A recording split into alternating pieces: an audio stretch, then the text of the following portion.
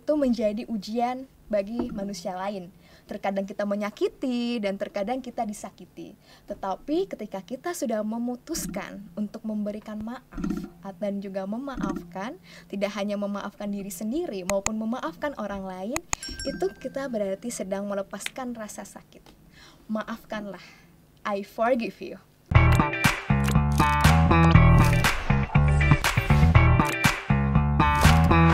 Yo, hello teman-teman.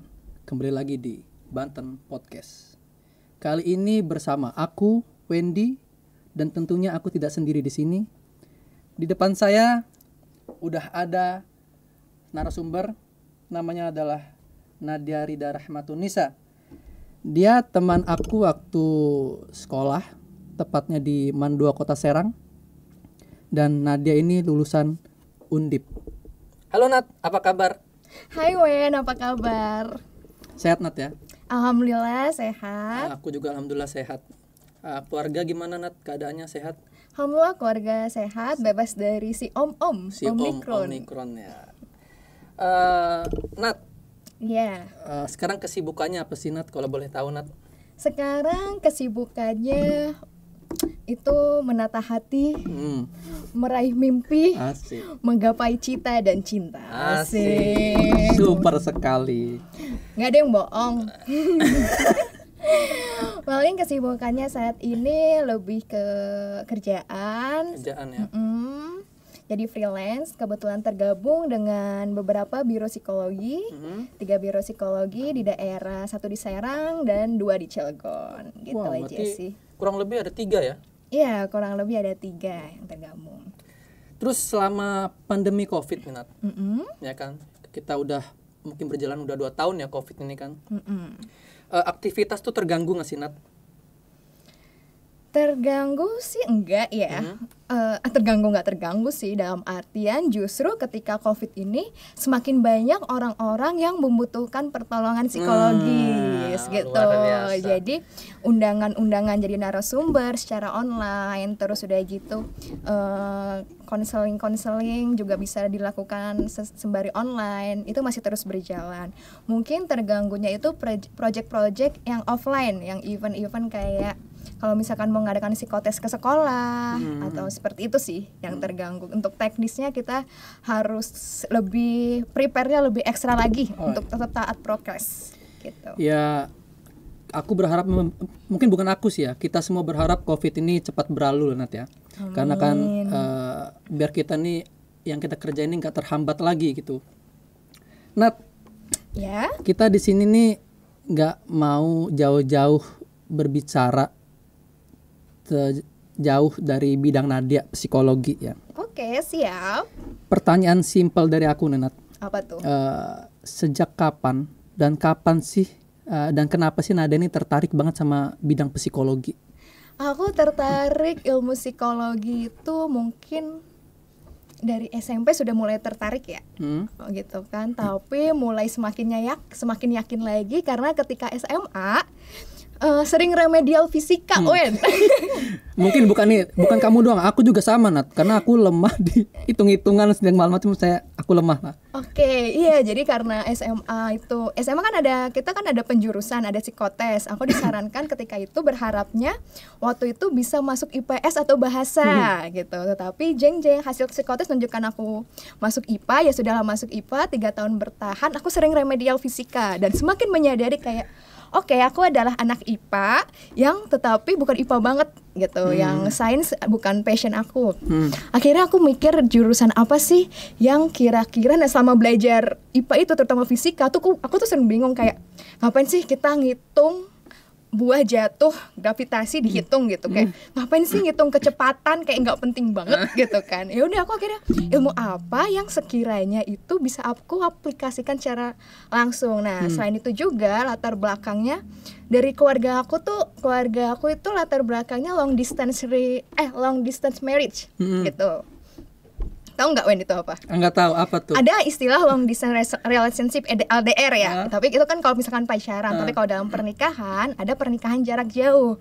Dimana sejak kelas 4 SD itu keluarga aku sama papa aku sama keluarga itu, papa aku dimutasiin dan kita dan beda pulau gitu.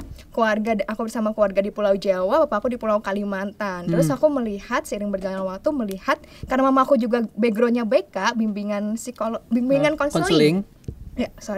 Bimbingan konseling. Terus aku mengamati, wow, pola mamaku walaupun ibaratnya ketika orang dinamika keluarga yang LDM gitu kan, mamaku tuh peran mendidik anaknya itu besar banget gitu kan kontribusinya dibandingkan keluarga pada umumnya. Ngeliat, wow, parentingnya keren ya, karena seringkali cerita dengan menerapkan ilmu-ilmu psikologi. Nah gitu, sampai aku berpikir kayaknya ilmu psikologi itu cocok deh, prospek banget buat perempuan gitu. At least enggaknya gitu kan bisa untuk mendidik anak. Dan kalau misalkan lebih besar bisa lagi membantu orang-orang. Itu sih latar belakangnya. Itu latar belakang kenapa Nadia tuh tertarik banget bidang psikologi. Iya, yang tadinya jurusan IPA sampai aku langsung terjun ke IPS. Belok itu, muter itu. Gitu. Oke, Nat. Kita masuk ke pembahasan ya. Kita nih kesini kan, misalnya di sini ingin ngobrol-ngobrol lah, bincang-bincang santai gitu kan. Oke. Dengan temanya ini kan menerima dan memaafkan. Dalam ya kan? sekali. Dalam lah itu kan ya, menerima dan memaafkan gitu kan. Dalam ilmu psikologi nih, Nat. Psikologi ya. Psikologi ya. Oke, ya. Maksudnya menerima itu dalam arti psikologi itu apa sih? Menerima itu jadi gini. Kalau di teori psikologi terkenal banget ada fase teori Kubler-Ross, tahap-tahap ketika kita mengalami kejadian atau suatu hal yang tidak menyenangkan, itu ada fase-fasenya. Fase-fase ini bukan urutan dan tidak semua orang mengalaminya, tetapi terdiri dari fase denial, anger, bargaining, depression, dan acceptance. Panjang itu ya? Iya, nah denial itu kita tuh kayak nyangkal, misalkan mengalami kejadian, nggak mungkin sih, ini tidak mungkin, ini tidak terjadi, kayak menyangkal kejadian itu. Terus anger, marah, kenapa ini terjadi kepada aku, gitu. Bargaining, tawar menawar, di situ proses seandainya aku berbuat seperti ini, mungkin kejadian ini tidak akan terjadi. Seandainya berandai-andai gitu. Depression ini perasaan kesedihan yang mendalam. Terus ada lagi fasenya acceptance. Acceptance itu baru menerima. Nah, di psikologi ini ketika sudah berada di fase acceptance, itu berarti secara sadar kita mengakui bahwa kita mengalami hal yang tidak menyenangkan, mengalami rasa sakit gitu. Belum sepenuhnya pulih, tetapi kita sudah menyadari, tetapi udah yang di tahap yang oke, aku mengalami rasa sakit, sudah siap berdamai, sudah fokus di masa kini, tidak menyalahkan masa lalu gitu kan. Lalu akhirnya sudah siap untuk move on dan bertumbuh dari rasa sakit itu. Nah, itu sih acceptance, menerima. Itulah arti dari menerima kalau arti psikologi ya. Iya, betul. Dan gimana sih, Nat? Aku akuin ya, misalkan menerima diri sendiri itu kan sulit, ya kan? Menerima kenyataan itu susah. Iya. Menerima keadaan itu susah. Gimana sih, Nat, cara kita tuh menerima diri sendiri itu gimana sih caranya? Menerima dalam hal apa dulu nih? Menerima diri sendiri, kekurangan atau keadaan yang tidak menyenangkan gitu. Oke. Untuk menerima diri sendiri itu tuh kita perlu menyadari bahwa kita adalah manusia. Kita adalah manusia yang tidak terlepas dari kelebihan dan juga kekurangan. Di situ kita juga jadi akhirnya ya udah, namanya manusia ya, sometimes hidup kita nggak mulus-mulus aja. Akan mengalami kegagalan, akan mengalami pengalaman tidak menyenangkan, dan itu dialami semua manusia. Dalam prosesnya kita perlu mengakui dulu rasa sedih, rasa kecewa, dan sampai akhirnya kita siap nih berproses dengan rasa sakit, mulai memikirkan kira-kira apa sih yang bisa kita lakukan dari semua hal ini. Ibaratnya kalau menerima, ya kita harus mengakui dulu, menyadari kita ini manusia. Ya. Kalau kita tuh nggak sempurna gitu ya, kan. Ya betul banget, manusia nggak ada sih yang sempurna gitu, tidak terlepas dari kekurangan dan kelebihan gitu. Ketika kita mampu menerima diri kita juga akan mampu menerima orang lain. Wow, itu benar-benar nyangkut di hati itu kata-kata itu ya. Oke. Terus Nat, Apa? akibatnya kalau kita tuh nggak bisa nerima diri sendiri tuh apa sih? Di dalam ininya mungkin mentalnya kah atau psikologinya kena kah atau gimana sih? Ketika kita sulit menerima diri sendiri, itu sama aja kita tuh kayak membawa beban, membawa batu yang kita bawa kemana-mana. Berat kan? Berat. Nyesek kan? Nah gitu. Itu Tapi ya. kita memutuskan untuk menerima, oke, ini bagian dari hidup aku. Kita memutuskan untuk melepaskan rasa sakit, sama aja kita menaruh beban itu, menaruh batu itu, lalu let it go. Kita let pergi it go, berjalan. berjalan. Mm-mm. Gini Nat, penting gak sih sebenarnya itu peran orang tua, peran keluarga, peran kerabat untuk kita tuh menerima keadaan atau menerima diri sendiri gitu? Penting, cukup penting. Mereka, keluarga, teman-teman, kerabat itu adalah support system gitu. Kita ini makhluk sosial ya, ya kamu yang tidak dipungkiri kita membutuhkan peran lainnya, peran support dari orang lain gitu. Tetapi sebelum nggak lupa juga, walaupun peran keluarga dan orang support system dari orang sekitar penting, tidak lupa kita juga perlu berdamai, perlu berteman dengan diri kita sendiri dulu secara utuh gitu, tidak bergantung pada orang lain. Berarti penting banget ya peran-peran dari kerabat dan keluarga itu ya. Nah teman-teman, kalau nanti di kehidupan kalian nih ketemu dengan orang yang nggak bisa menerima diri sendiri, bahkan kenyataan atau keadaan yang menyebabkan dia itu nggak bisa berkembang, itu tolong dibantu semampu kalian aja supaya orang ini nih nggak stuck di situ-situ aja dan agar bisa berkembang ya teman-teman ya, tolong dibantu nih.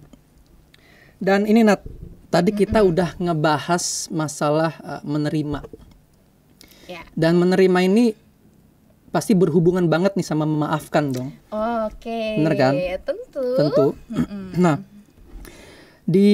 kalau memaafkan sendiri nih, arti psikologinya tuh apa sih Nat? Memaafkan itu adalah, memaafkan itu sebuah perjalanan, Wen. Jadi jangan berharap, maksudnya jangan itu ketika kita bilang oke, aku maafin, udah sekali. Mungkin di mulut bisa, tapi di hati belum tentu. Jadi memaafkan adalah sebuah perjalanan, proses gitu kan? ya. Proses perjalanan dan keputusan yang diambil secara sadar untuk melepaskan rasa sakit. Berarti emang tanpa paksaan juga ya memaafkan. Iya, tanpa paksaan. Jadi nggak bisa tuh misalkan kamu ada orang yang sakit hati, udah sih maafin aja gitu. Ya tidak semudah itu gitu. Ketika si orang tersebut belum mampu secara sadar untuk mau mengambil keputusan untuk memaafkan gitu. Terus memaafkan sendiri nih sama halnya nggak sih Nat sama melupakan, sama memaklumi dan mengalah tuh sama nggak sih? Beda. Iya, itu beda. Tadi kalau misalkan kita mungkin bisa memaafkan, tetapi belum tentu kita bisa melupakan. Kenapa? Karena kenapa sih kita masih mengingat kejadian itu? Mungkin dalam otak gitu kan. Otak itu sebuah tanda kalau misalkan kejadian walaupun itu menyakitkan, itu merupakan suatu kejadian yang penting agar di kemudian hari kita tidak mengulangi kejadian tersebut gitu. Agar ibaratnya kita bertumbuh. Ibaratnya kamu udah disakitin nih. Oke, kamu maafin. Tapi ya tidak untuk dilupakan juga tidak apa-apa gitu. Karena dengan mengingat kejadian tersebut, berharapannya gitu kan otak tuh memberi sinyal agar tidak mengulang kejadian itu. Oke, tadi selanjutnya apa? Melupakan, memaklumi dan mengalah. Oke, memaklumi. Kita belum memaafkan itu beda halnya dengan memaklumi. Kenapa? Ibaratnya kalau kita memaafkan kan kita berdamai dengan diri sendiri, tetapi kita tidak membenarkan. Misalkan ada seseorang ada terjadi kekerasan dalam rumah tangga, gitu. Ini kasus yang banyak banget terjadi ya saat ini, fenomena ini. Kita mungkin memaafkan pelakunya, memaafkan orang yang menyakiti, tetapi tidak memaklumi karena itu suatu perbuatan yang salah. Gitu. Kalau misalkan mengalah? Oke, mengalah. mengalah itu juga berhubungan dengan ego sih. Kayak ibaratnya mengalah dalam artian sometimes kita butuh mengalah untuk menang. Pernah dengar itu nggak? Gitu kan. Ibaratnya kalau ketika konflik gitu kan. Oke, kalau semuanya ingin menang ya nggak kunjung selesai. Coba ada yang mengalah biar ada untuk dapat win-win, ya udah. Jadi kita kadang perlu memisahkan nih, misalkan ada konflik, ada suatu kejadian, memaafkan itu melepaskan rasa sakit, gitu. Tetapi belum tentu juga kita memaklumi kalau itu misalkan salah ya suatu hal yang salah, gitu kan. Berarti artinya berbeda banget Nat ya? Iya, perlu. Emang beda tipis-tipis sih, tetapi perlu kita pisahkan. Terus berarti wajar nggak sih Nat kalau misalkan orang itu belum bisa memaafkan tuh, wajar nggak sih? Wajar banget. Suatu hal, suatu peristiwa itu dipersepsikan berbeda-beda, gitu. Misalkan ada orang, Wendy nih diputusin, waduh itu kan sakit banget tuh. Juga gitu. jadinya, kan? Iya, misalkan patah hati, putus gitu kan dengan ada gitu. Mungkin butuh waktu. Prosesnya tuh beda-beda. Jadi dalam proses perjalanan memaafkan, jangan pernah sekalipun membandingkan perjalanan kamu, proses kamu dengan orang lain, gitu. Berjalanlah masing-masing dengan prosesnya. Gitu. Ada mungkin yang setelah patah hati butuh waktu setahun untuk pulih, setahun siap untuk membina hubungan yang baru. Ada juga mungkin yang butuh waktu 3 bulan. Ada mungkin juga yang langsung butuh 3 ya langsung. Bisa langsung kan? Tapi belum tentu loh. Dia maksudnya orang abis putus langsung punya pacar baru, belum tentu dia juga sudah benar-benar memaafkan sebelumnya. Gitu. Belum tentu gitu. Wah, kayaknya nanti ini kita nyangkut ke patah hati, kayaknya boleh ini nanti ya. Oh, boleh sekali. Ini isu yang benar-benar topik yang digandrungi. Patah hati, bisa bahkan ada yang bilang patah hati itu milik semua orang. Wah, mungkin nanti tuh aku nanti mungkin bukan jadi host, mungkin jadi surhat nanti ke Nadia mungkin. Nggak apa-apa. It's okay. Emang pekerjaan saya mendengarkan curhat orang lain gitu. Oke. Misalkan begini Nat. Ya. Ada orang yang pernah nyakitin seseorang gitu ya. Ya nggak usah seseorang lah, aku gitu ya. Aku lah. Wendy yang tersakiti. Enggak, ini aku yang pernah nyakitin seseorang. Oh, kamu yang menyakiti seseorang. Aku pernah nyakitin seseorang dan aku udah pernah minta maaf gitu. Aku udah pernah minta maaf, tapi dia nih nggak mau maafin. Terus apa sih yang tahu dari mana dia nggak mau maafin? Ada lah gitu lah, itu adalah dia benar-benar lost contact, maksudnya nggak ada jawaban sama sekali. Jadi dia nggak mau maafin aku. Intinya kalau aku bersepsi begitu ya, dia nggak mau maafin, nggak mau maafin aku gitu kan. Gimana sih? Maksudnya aku harus bersikap seperti apa gitu? Kembali lagi, ibaratnya ya kamu memang sudah minta maaf ke dia, tetapi dia pun mungkin butuh waktu juga untuk pulih, gitu. Perlu kita ketahui, ketika kita minta maaf atau melakukan pemaafan itu tidak mesti itu harus terjadi rekonsiliasi. Rekonsiliasi dalam arti kita berhubungan seperti yang dulu gitu. Kadang mungkin ada kesalahan-kesalahan yang dia dimaafkan, tetapi untuk menjaga tidak bisa lagi berkomunikasi atau enggak komunikasi dari seperti dahulu, ya it's okay gitu. Mungkin dia pun sedang dalam proses memaafkan. Mungkin bagi dia itu juga suatu hal yang menyakitkan gitu. Ya sebisa mungkin ketika sudah mengucapkan maaf, sebisa mungkin sudah melakukan upaya itu dengan tulus, ya sudah gitu. Dia pun masih dalam proses ya. Kalau pun suatu hari nanti bisa berrekonsiliasi, bisa berteman kembali, bisa menjalin hubungan baik, itu bagus. Tapi kalaupun enggak, ya ini suatu resiko ya. Ketika membuat satu kesalahan, maka hati-hati hati-hati sama hati. Jangan sembarang menyakiti, apalagi menyakiti perempuan. Saya tuh sering banget, aku tuh sering banget kayak kalau sama cowok, cowok-cowok, tolong ya, kalian jangan suka menyakiti hati perempuan, gitu ya. Ya, apalagi masalah hati-hati aja. Ya. Terus menerima ini berarti sama halnya memaafkan ini berarti sama halnya dengan menerima ya, sulit banget dilakuin gitu kan? Ya, sulit itu kan? Ibaratnya memaafkan itu tidak terlepas dari menerima. Kita akan mudah memaafkan ketika kita awalnya mampu menerima, gitu. Menerima rasa sakit, menerima bahwa rasa sakit itu pun adalah bagian proses dari hidup kita yang membuat kita bertumbuh, lalu memaknainya. Setiap dari kejadian maupun yang sakit atau menyenangkan itu pasti kan memberikan pembelajaran tersendiri dong bagi kita. Nah, seperti itu. Terus sebenarnya ada akibat nggak sih Nat ke orang kayak aku tadi, masalah aku tadi itu, aku udah minta maaf tapi dia nggak nerima maaf aku gitu ya. Itu ada akibat nggak sih untuk dia tuh, ada beban nggak ke dia tuh untuk maafin aku itu?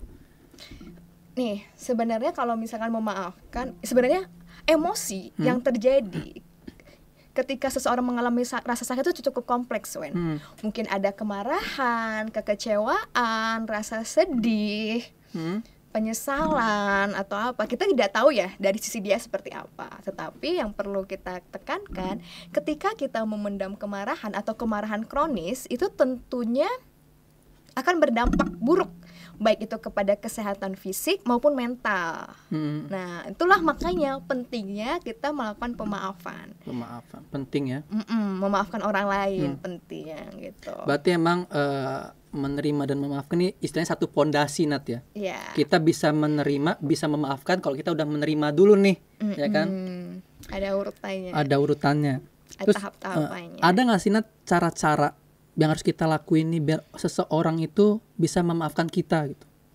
Agar seseorang itu bisa memaafkan kita, cara-caranya yang jelas kita melakukan itu, meminta maaf secara tulus, secara gentle, gitu kan.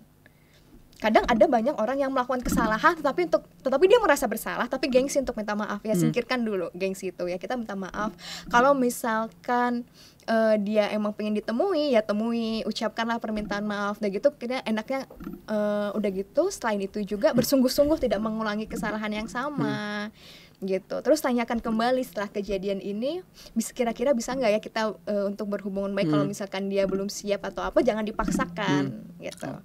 Karena memberikan maaf kan juga butuh proses ya, Wen. Berarti emang nggak bisa sekali, Net ya. Mungkin harus bertemu. Kalau aku itu kan waktu itu emang maafnya itu lewat via WhatsApp lah gitu kan. Via WhatsApp. Belum menemui langsung gitu kan. Oh gitu. Mungkin nanti lain kali mungkin aku harus ketemu orangnya dulu kali ya, harus minta maaf gitu kan. Ya. Dengan ngobrol gitu kan, dari hati ke hati gitu kan, untuk minta maaf mungkin bisa ya. Ada cara-caranya juga Mbak Tina ada? Iya, ada cara.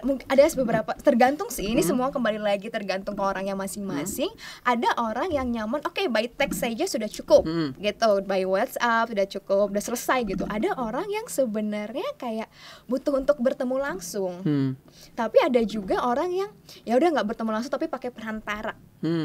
Ya, semuanya cara-caranya itu tergantung ke orangnya masing-masing, gitu. Terus gimana sih, Nat? Misalkan ya dalam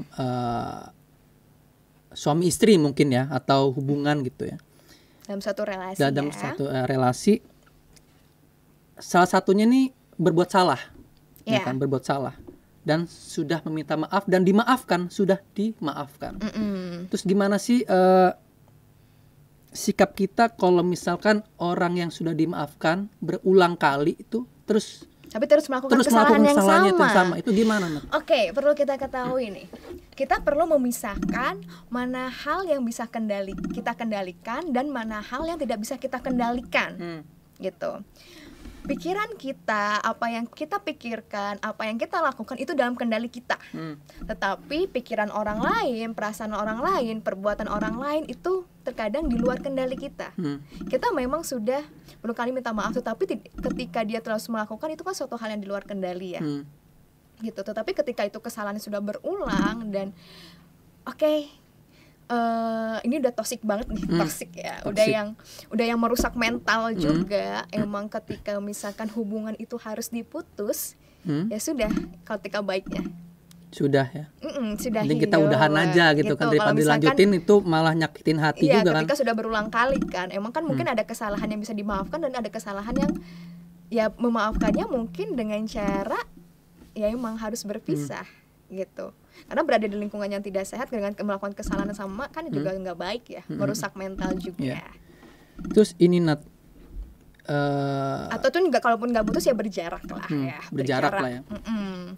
Sini kan Nisa, misalkan nih sudah memaafkan ini yang pernah aku alami gitu ya. Mungkin bukan aku doang gitu, mungkin teman-teman yang nonton Button Podcast ini pernah mengalami hal ini gitu. Misalkan kita dalam suatu pertemanan, gitu kan, kita sudah memaafkan nih, tapi orang ini nih, aku ngerasa nih orang ini menghindari aku gitu tuh, ya kan? Orang ini menghindari, udah meminta maaf, sudah saling memaafkan, tapi orang ini menghindar, menjaga jarak gitu kan. Terus gimana sih sikap kita ini menyikapinya gitu, gimana? Iya, kembali lagi sih Wen, kembali lagi. Ketika dia berjarak, sebenarnya dia pun sedang bergulat dengan dirinya sendiri. Dia tuh sedang dalam proses memaafkan ya, kembali lagi. Oke, ketika ada orang berbuat salah sampai kita gitu kan. Ya kalau misalkan dari 1 sampai 10 gitu kan. Ya mungkin dia memaafkan, tapi dia baru bisa memaafkannya sampai 5. Gitu. Dalam prosesnya, ya it's okay gitu. Berarti nggak masalah ya. Mungkin nanti seiring berjalannya waktu kan, karena sering bertemu juga kan, atau enggak kamu melakukan, kamu membuktikan kamu udah baik, dia juga semakin berdamai dengan diri dia. Yang bisa kan nambah tuh 6, 7, 8, 9 atau enggak 10 kalian bisa berteman baik atau seperti itu. Kembali. Nat, bisa nggak nih Sinat kasih satu quotes aja untuk sahabat teman-teman Button Podcast nih sebelum closing? Oke, quotes apa ya?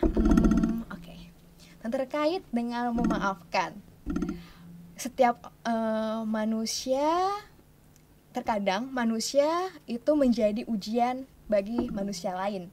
Terkadang kita menyakiti dan terkadang kita disakiti. Tetapi ketika kita sudah memutuskan untuk memberikan maaf dan juga memaafkan, tidak hanya memaafkan diri sendiri maupun memaafkan orang lain, itu kita berarti sedang melepaskan rasa sakit. Maafkanlah. I forgive you, and I forgive myself, and let it go. Seperti itu. Ketika kita memaafkan orang lain, sama aja kita sedang menyembuhkan tidak hanya diri kita, tetapi orang-orang sekitar kita. When we heal ourselves, we also heal the people around us. Wow, luar biasa. Kalau aku boleh tepuk tangan nih sekarang. Tepuk tangan dong, nggak apa-apa. Oke, Nat.